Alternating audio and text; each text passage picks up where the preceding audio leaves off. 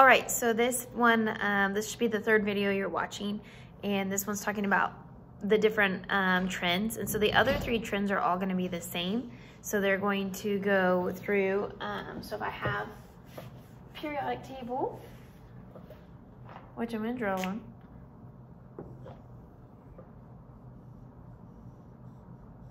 Okay, so as we're going across for all of these, it's going to decrease.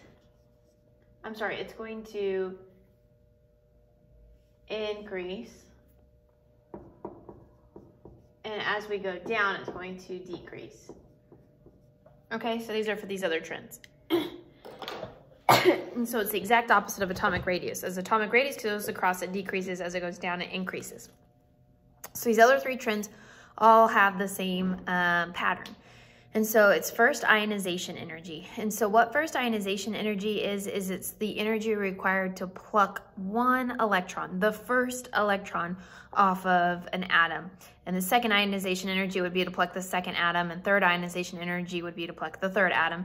If you're interested in AP, we do talk about ionization energies in AP, and it has to, there's AP questions about it. So if you're interested, then hopefully this makes sense. If not, you should ask me more questions.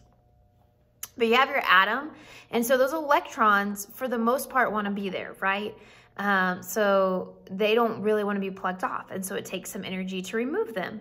But there are some instances where it doesn't take a lot. So sodium, for instance, has one valence electron. And so that one valence electron, sodium really wants to lose it because then it could be stable and be like our noble gases. And so the ionization energy to remove that one is like low. It's almost like sodium's like giving it to you. It's like, yeah, if you're willing to, like, you know, meet me halfway, I will give it to you, you know, kind of thing.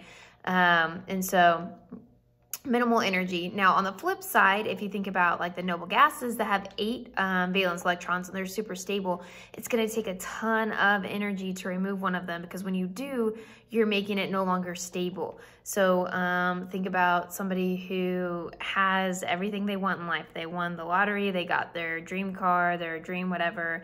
For you to take that away from them, they're going to fight, you know, really hard to do that, right? And so same with noble gases. Could you do it? Yeah, if you had enough force.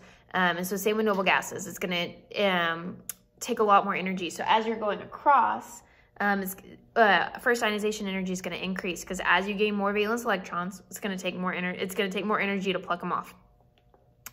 Then also, if you think about the number of protons, so the more protons you have, the stronger pull you have. And so all those electrons are more attracted to the higher proton charge, the higher nuclear charge. And so that's also going to make it take more energy. As you go down, it decreases, because what's happening when we go down, we have more energy levels. So you're bigger.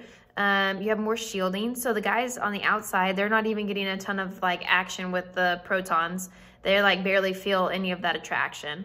And then you also have all the shielding. And so they're like, you know what, I'm not, it's like if you're at a campfire or a bonfire and you're on that very last row, you can't even feel any of the heat anyway, you're freezing.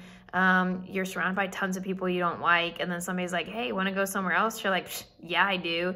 This place sucks. And so again, as you go down, the energy is going to decrease because they're getting farther away, more shielding, more repulsion.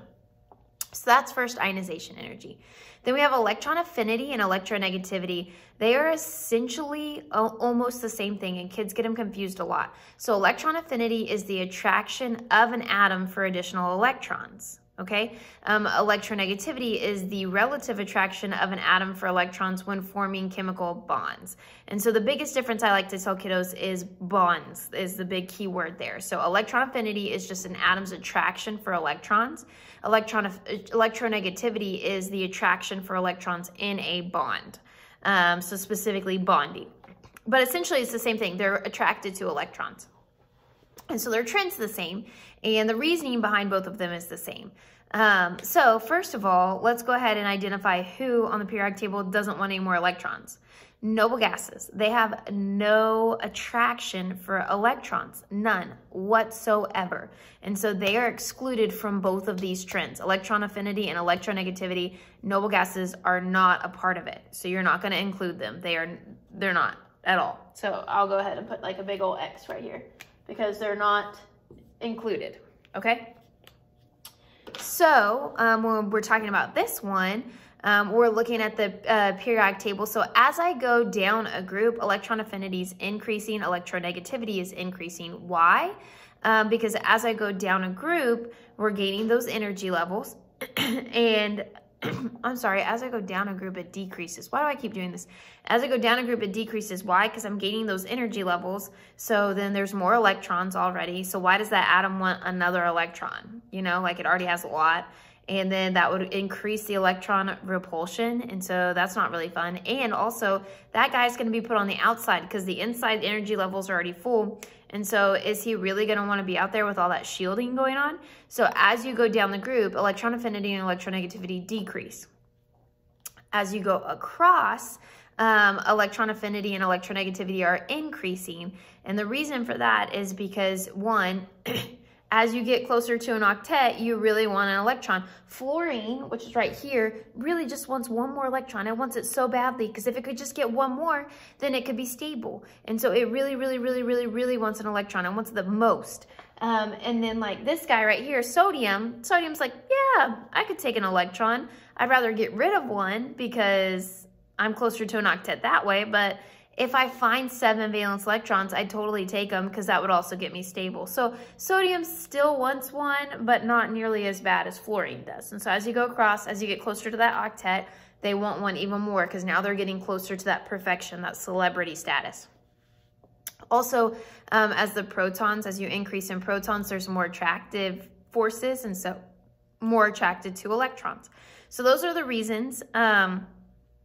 My last video, I'm going to go through and make you think about a couple of the examples and applying them. So applying all of the different trends.